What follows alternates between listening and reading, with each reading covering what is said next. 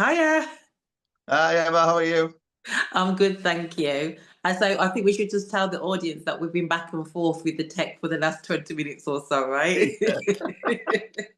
We've said good morning about 12 times, haven't We sure have. We sure have. It's a good thing that we like each other's company, right? we?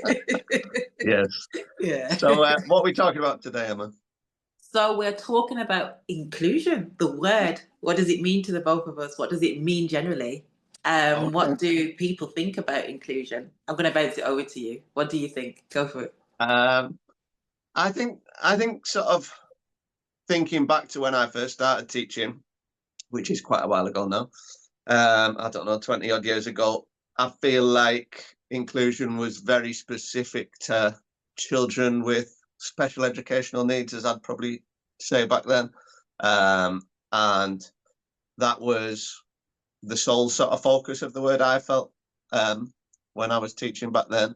I think over the last 5 or 6 years, I think I've probably broadened my scope of the word personally, Yeah. um, and I I really tie it closely with the word belonging, um, Mhm.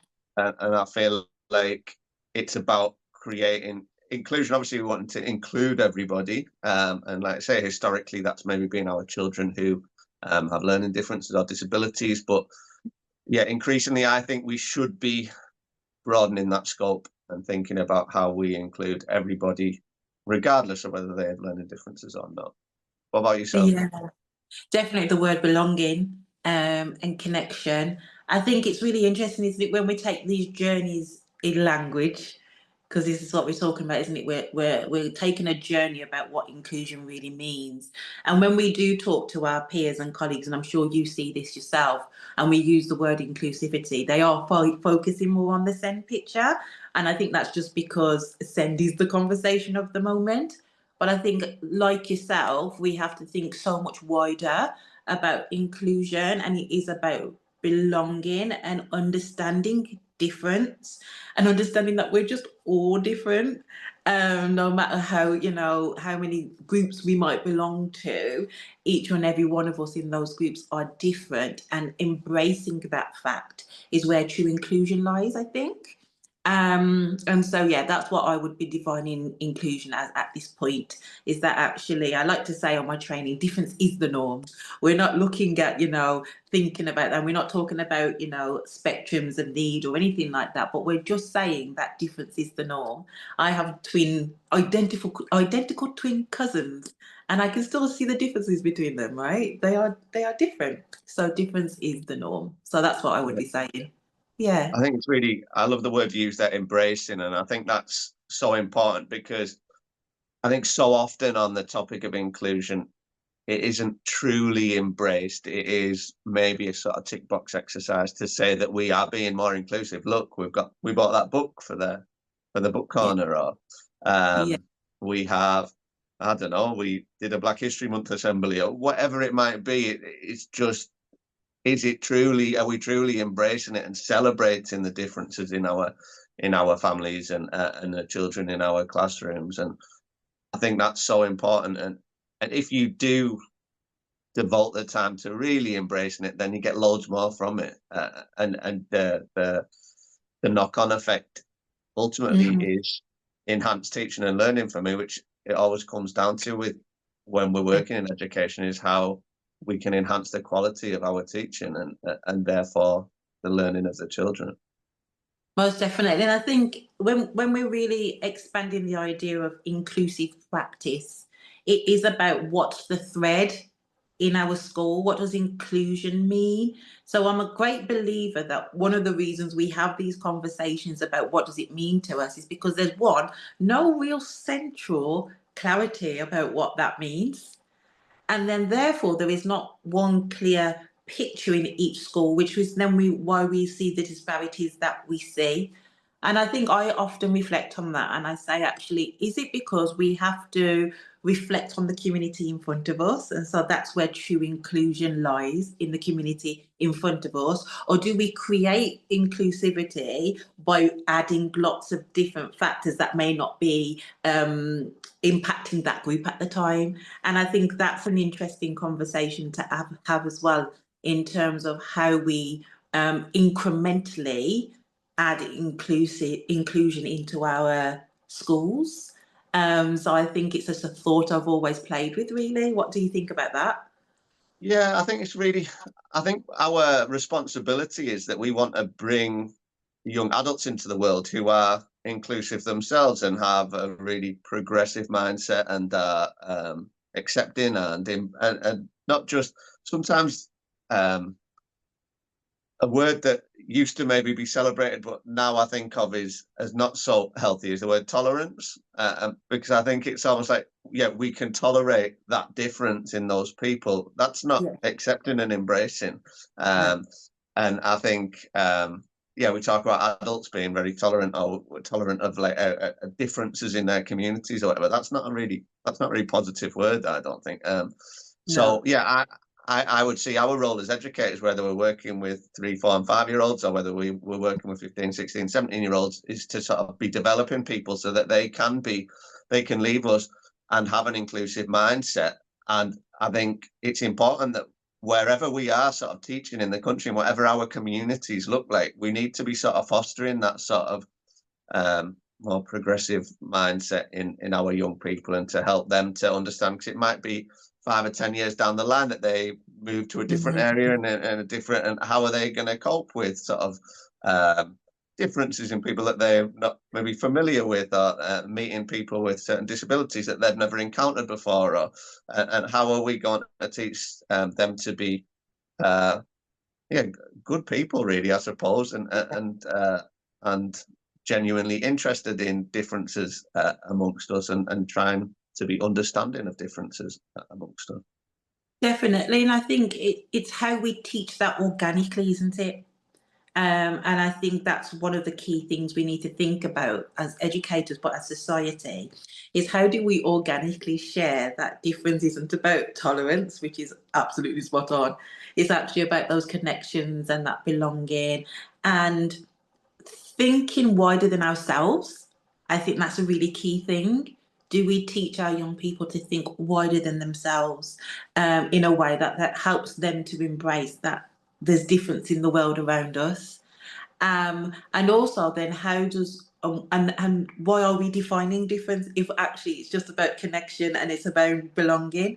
Because then we should be looking at the factors that actually make us more alike than actually the factors that make us different.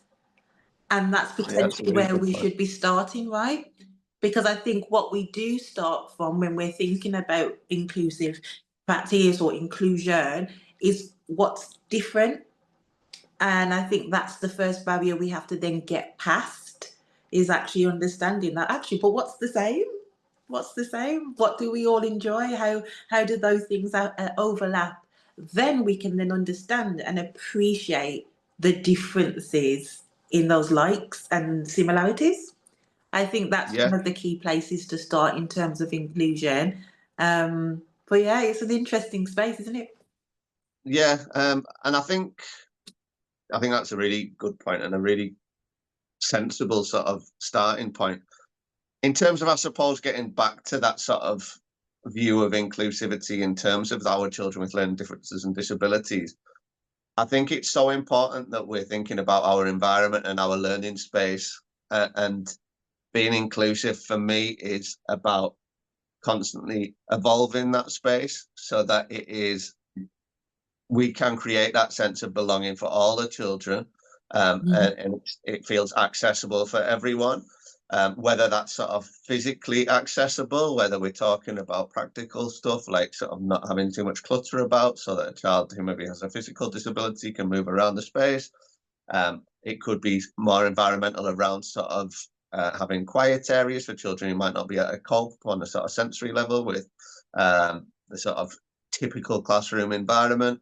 But but it could also be around adapting our environment so they are more inclusive. And I used to love having an area in our classroom that sort of celebrated the different families of our children, but especially for very young children, just having photographs of key people on the wall who like, and to be able to talk about, this is my family, and really when you are 3 or 4 and you are,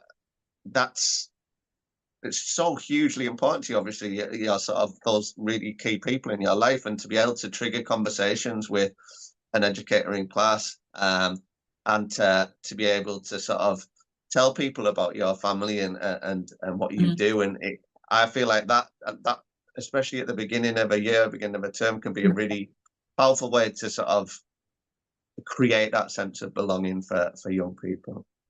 Most definitely. And what we then introduce is that overlap of what's the same and what can we celebrate that's different, isn't it? And I think when we're talking about additional needs and additional learning needs and how we create inclusive environments, it's about starting from the core. It's about understanding what the core offer is. All of this lovely language we like to use, what the core offer is, and understanding how we make the core offer more inclusive, not this specialist piece that we kind of add on later on, or this specialist feeling or strategy. And don't get me wrong, there's places for that, because there will be young people that are distinct enough that need that.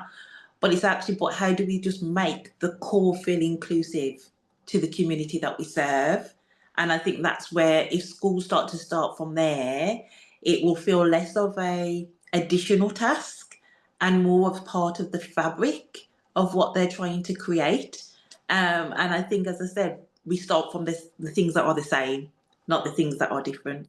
So yeah, it's an interesting space to be in, isn't it, when we think about Yeah, inclusion? I think we touched on last week sort of the importance of connection, and trust and safety and all those things. And again, and I said it in that previous conversation, that ultimately it really comes down to getting to know our young people as best as we possibly can, and getting to know what they really like, getting to know what maybe they don't like so much. And that can be really obviously important for maybe an autistic child, that we need to be able to sort of avoid scenarios that are going to cause distress, and we need to and that's the way that we're going to enable that sort of safety and connection, is by being a trustworthy person who's not going to put someone in a scenario that they really dislike.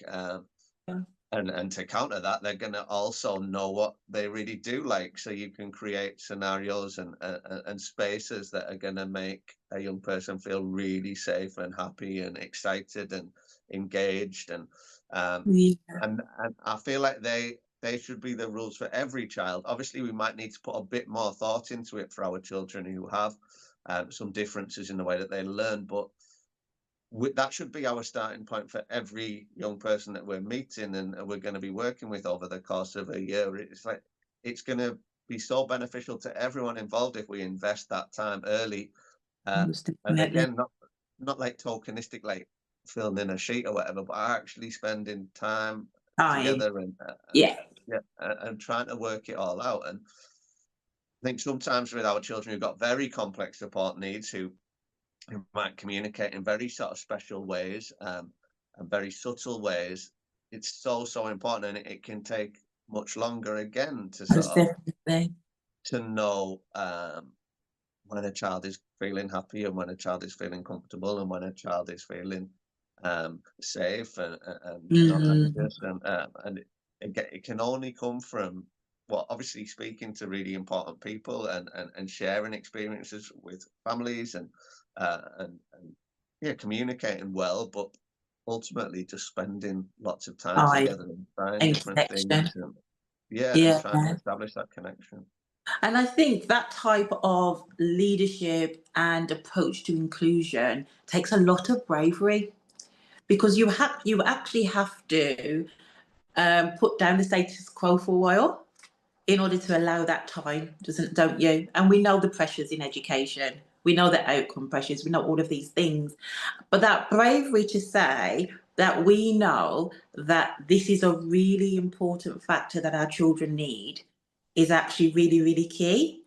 And sometimes, and I understand it fully, leaders are reluctant to give that time, that space to create the relationships, to get to know, to adapt environments, because it actually chips away from real learning.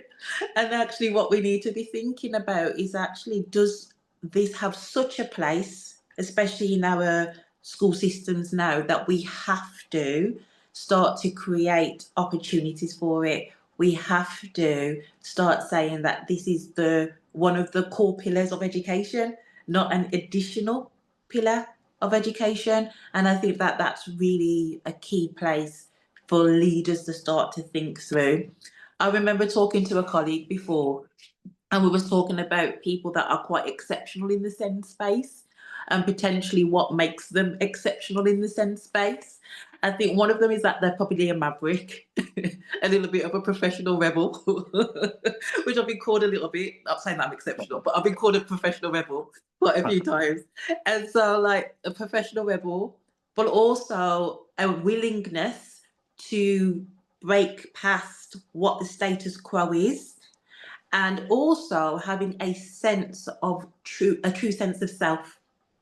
I think if we can understand ourselves, flaws and all the good stuff, all the crazy stuff, and we can understand that that's just part of life, we can see children through a different lens. Because I think sometimes we have drivers of perfection, and we have drivers of the things that we bring to the classroom as adults that can start to reduce a little bit of that inclusivity, because we're looking for certain things in our young people that they may not be ready to give us yet. And I think so, really thinking about inclusivity and belonging also starts from, what do I feel? Where do I belong? What are my strengths, my weaknesses, my blind spots and happy spots? What are they? So that when you are as an educator, you can see that reflected in the young people in front of you. I think that's a really key place as well to think about what Yeah, to do. I Yeah, think we should always be self-reflecting, really, in this line of work. And I love the idea of having like belonging as like a key pillar of a school's sort of plan moving forward. You know, I think it would, yeah, like you say, probably take a level of bravery for a leadership team to include it as a significant focus, but it's sort of trusting the process that if you can if you can achieve that sense of belonging in all your children, then you're in such a strong place for that sort of learning and engagement moving forward. most definitely. Most definitely. Yeah. Okay, that So seems a good place to round it up. I agree. I agree. Thank you as Okay. always. It's always good to have a thought with you in the week. It helps me to Yes. reflect. Okay, well, I'll see you next time. Cheers, Emma. You too. Take care.